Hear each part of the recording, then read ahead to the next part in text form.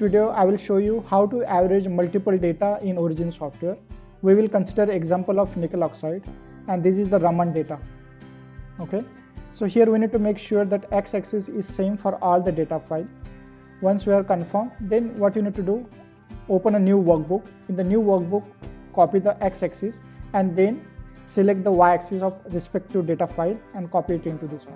Now next step, select all these y-axis and then go to the analysis. In analysis, you can find the first option, that's the mathematics. In the mathematics, you can find the option for average multiple curve.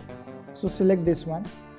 Now over here in the input is sheet number 1, AB, AC, AD, AE and AF. Okay, the method is average x, full x range, and number of points, how many points you want.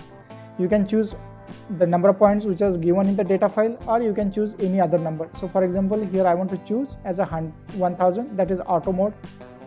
If you unclick the auto, you can define the number. So just click auto and then it shows interpolate.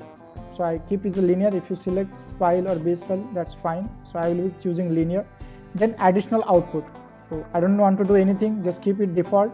Now if you click on the preview, it will show you the preview. Okay, so the red curve is the average of all these data files, and then click on OK.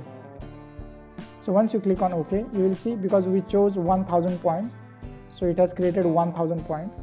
And if you select the Y column and go and click on the line plot, it will generate a line plot. So that's the average of all these 5 data files. I hope through this video you learn how to average in Origin software. Do like, share and subscribe, and thank you for watching.